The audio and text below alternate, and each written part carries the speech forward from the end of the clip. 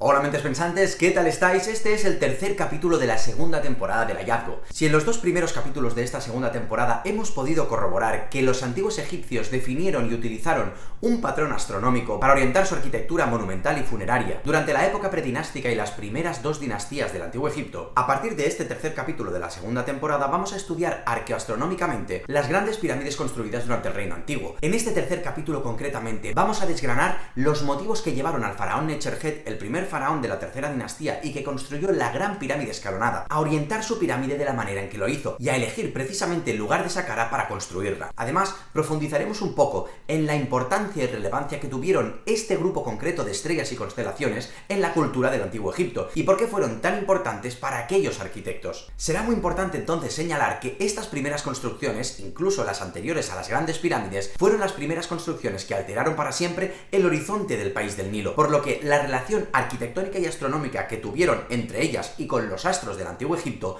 fue de vital importancia. Espero que os lo paséis en grande viendo el vídeo y disfrutéis un montón. Y como siempre os digo, despierte vuestras ganas por conocer mucho más. Si es así, dadle like al vídeo y suscribíos al canal. Y os espero en el próximo capítulo de El Hallazgo.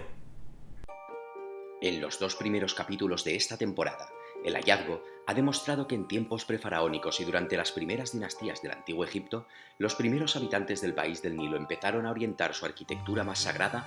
a un grupo muy concreto de estrellas formado por las dos estrellas más brillantes del hemisferio sur, Sirio y Canopus, las dos estrellas más brillantes del hemisferio norte, Arcturus y Vega, y por las constelaciones de la Osa Mayor y Osa Menor. Ha llegado entonces el momento de confirmar la utilización de dicho patrón astronómico, estudiando las orientaciones de las famosas grandes pirámides del Reino Antiguo al inicio de la tercera dinastía, y con el objetivo de confirmar que el patrón astronómico descubierto por el hallazgo existió, que fue utilizado por los antiguos egipcios para orientar sus grandes pirámides y que fue una herramienta para volcar algunas de sus más profundas creencias religiosas y culturales. La primera pirámide de la historia en construirse en el Antiguo Egipto fue la pirámide escalonada de Necherjet en Saqqara. Este faraón fue el primer faraón de la tercera dinastía y rompió definitivamente con la tradición de sus antepasados de enterrarse en la misteriosa tierra de Abidos.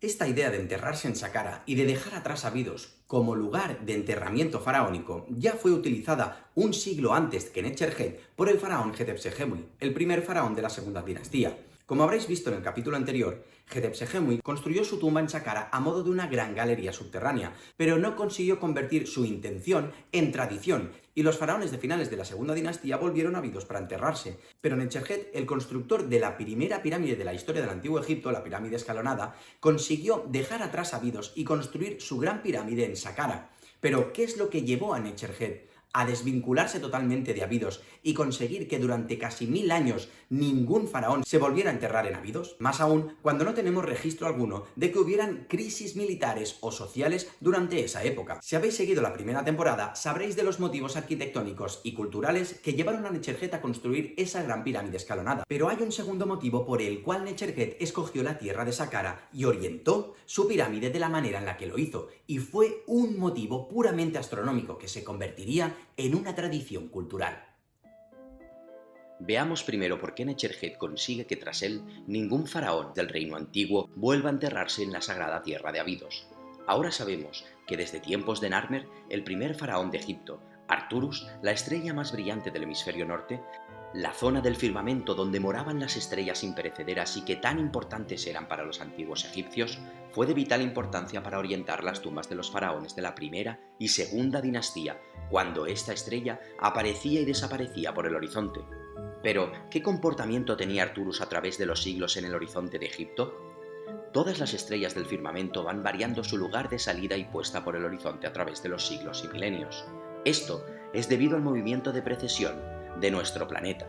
Si hacemos un seguimiento del camino que recorría la estrella Arcturus por el horizonte de Abidos desde los tiempos anteriores a los faraones hasta el final de la segunda dinastía, podemos comprobar que año tras año la puesta por el horizonte de Arcturus se desplazaba hacia el oeste, acercándose cada vez más al borde de la cordillera que abrigaba la tierra de Abidos por el oeste y el sur de la región.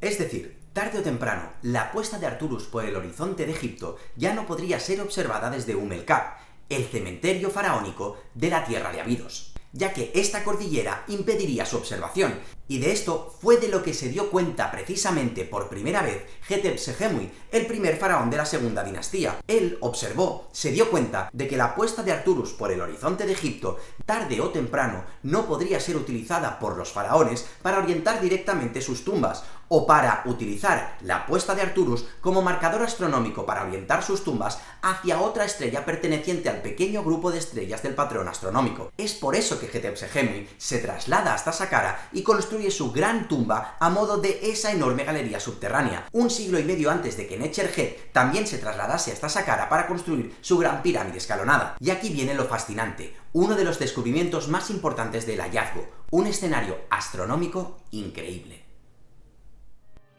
En el capítulo anterior, también pudimos ver cómo el azimut de 1 grado y 45 minutos del eje longitudinal de la tumba de Hetep-Sehemui no fue un error de orientación al norte geográfico, sino que correspondía a la orientación del eje de la tumba hacia la estrella Dubhe, extremo de la constelación de Meskhetiu, nuestra Osa Mayor, en el momento en que la estrella Canopus aparecía por el horizonte a una altura de entre 1,5 grados y 2 grados. Pues bien, 150 años después, en esta misma ubicación y debido al movimiento precesional de las estrellas en el firmamento, el azimut de la estrella Dubhe, en este mismo instante en el que Canopus aparecía por el horizonte de Egipto, con esta misma altura, era de 3 grados y 30 minutos, exactamente la orientación de la pirámide escalonada de Necherhet. Esta es la prueba arqueoastronómica que demuestra que la orientación de la pirámide escalonada de Necherhet en Saqqara no es un error de orientación hacia el norte geográfico de Egipto, sino que los arquitectos de Necherhet orientaron la pirámide deliberadamente a la estrella Dubhe, cuando Canopus aparecía por el horizonte de Saqqara. Este es uno de los descubrimientos más importantes del hallazgo, ya que demuestra que el azimut de 3,5 grados de la gran pirámide escalonada de Necherhet no fue un error de orientación hacia el norte geográfico, sino que Necherhet se basó en el mismo escenario astronómico que lo hiciera Hetep-Sehemui, su antepasado, que construyó por primera vez una tumba faraónica en la tierra de Saqqara. 150 años después que Hetep-Sehemui, Necherhet construiría su gran pirámide escalonada en Saqqara y la orientaría directamente hacia la estrella Dubhe, el extremo de la constelación de Meskhetiu para los antiguos egipcios, para nosotros la Osa Mayor, en el mismo momento que Canopus aparecía por el horizonte de Saqqara. Y esto cuadra perfectamente con las teorías de la egiptología y de la propia arqueoastronomía que vinculan directamente la pirámide escalonada de Necherhet con las constelaciones de la Osa Mayor y la Osa Menor. Y es que según la propia egiptología, y como habréis visto en capítulos anteriores, al norte de la pirámide escalonada, el faraón construyó una pequeña cámara llamada Serdab, la cual, en su muro norte, tenía 2 agujeros por los cuales una estatua que representaba al faraón miraban directamente en su culminación inferior a las estrellas Dubhe y Kochab, los extremos de la Osa Mayor y Osa Menor, que para los antiguos egipcios representaban a las 2 azadas celestes en el cielo del antiguo Egipto. Por lo que por un lado Necherhet utilizó el patrón geométrico, explicado en la primera temporada, para definir y diseñar la geometría de su gran pirámide escalonada, y por otra parte el patrón astronómico para orientarla a las estrellas. Pero ¿cuán importantes eran este grupo de estrellas para los antiguos egipcios? ¿Cuán importante era Sirio y Canopus para ellos? ¿Y la constelación de Meskhetiu? Profundizaremos ahora entonces en la importancia que tuvo este pequeño grupo de astros en la cultura del antiguo Egipto.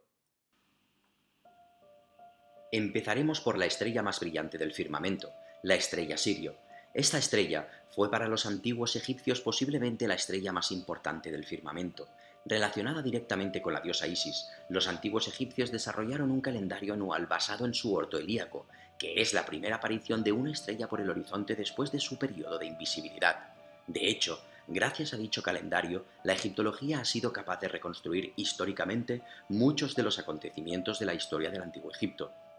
Tras la estrella Sirio, minutos después, aparecía por el horizonte la estrella Canopus. Esta era la segunda estrella más brillante del firmamento y tenía un recorrido más corto por la bóveda celeste que la estrella Sirio. Sin embargo, aun siendo la segunda estrella más brillante del cielo y seguir los pasos de Sirio por la bóveda celeste,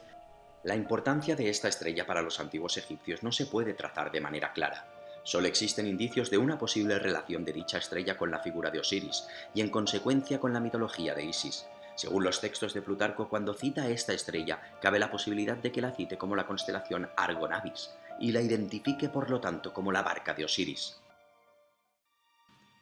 En cuanto a las estrellas del hemisferio norte, que formaron parte del patrón astronómico, En los capítulos anteriores vimos cómo nuestras constelaciones de la Osa Mayor y la Osa Menor fueron identificadas por los antiguos egipcios como las dos azadas celestes, las cuales eran utilizadas en el importante ritual de apertura de la boca.